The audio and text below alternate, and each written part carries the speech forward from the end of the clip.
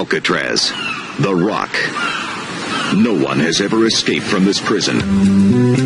This is Frank Morris. Armed robbery, burglary, grand larceny. Morris has escaped from many prisons, but Alcatraz could be the exception. I smell something burning. I'm looking for a new punk. Good luck. You don't understand. I just found her.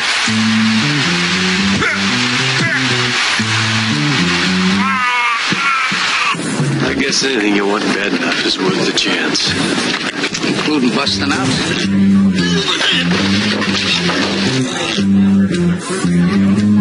Some men are destined never to leave Alcatraz.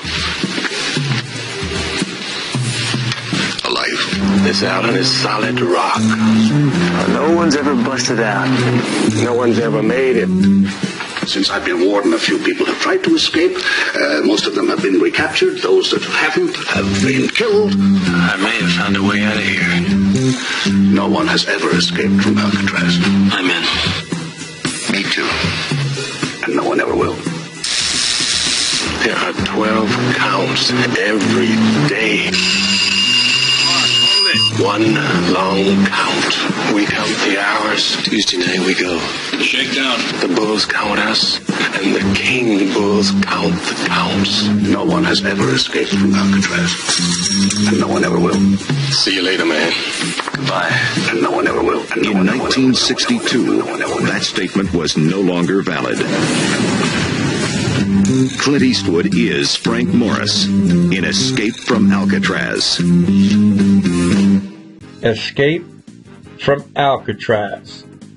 The Rock is based on a true story starring Clint Eastwood as convicted bank robber Frank Morris, the mastermind of the escape. Fred Ward and Jack Tybo play brothers John and Clarence Anglin, who escaped with Morris, and Larry Hankin plays fictionalized character Charlie Butts, who represents Alan West, who was supposed to take part in the escape, but couldn't remove the grating from his cell and was left behind. Patrick McGowan plays the warden, who is Frank Morris's nemesis. Alcatraz was a maximum security prison located on Alcatraz Island in the middle of San Francisco Bay, operational from 1934 to 1963, notorious for its inhumane conditions and escape-proof design, high walls, barbed wire, guard towers. The cells were small and uncomfortable, with concrete beds and no windows. And the Rock was surrounded by the cold waters of San Francisco Bay with its swift currents that made swimming the mile and a half to the mainland seem impossible. Frank Morris, the Anglin brothers, and Alan West spent 3 months digging through the air vents in their cells with sharpened spoons that they purloined from the prison cafeteria.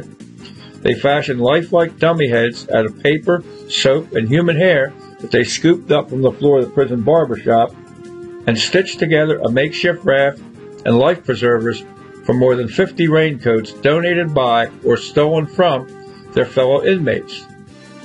During the nighttime hours of June 11th to 12th, 1962, they piled towels and clothing under the blankets of their bunks and positioned the dummy heads on the pillows to make it look like they were sleeping.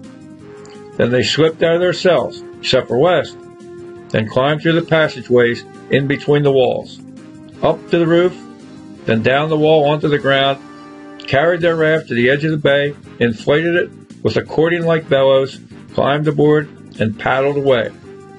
The next day, prison search parties began an intense search, but the 3 men were never seen or heard from again, and their fate remains a mystery to this day. Clint Eastwood, 72 acting credits, one of my favorites, you probably know that. We already talked about him in the extremely popular The Outlaw Josie Wales.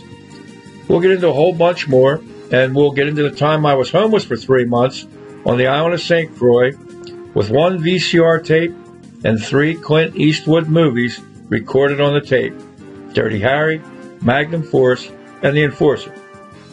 Fred Ward, 89 credits. My favorite is Remo Williams, The Adventure Begins. Jack Tsai, both 35 credits.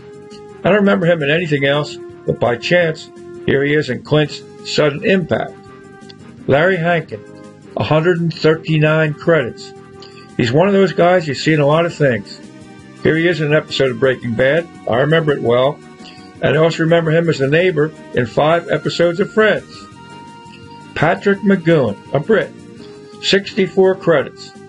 From 1960 to 1962, he played NATO Special Op John Drake in 39 episodes of Danger Man. Then he played John Drake again in 48 episodes of Secret Agent from 1964 to 1967. This is a true story about a prison escape. And my true crime, Born to be Wild, features a prison escape, with Bobby Noss and Hans Vorauer breaking out of Graterford Prison and remaining fugitives for several years. The book's available at Amazon and most booksellers, or check out barrybo.com for more info. Thanks for stopping in today. Until next time, see you. And that's a wrap.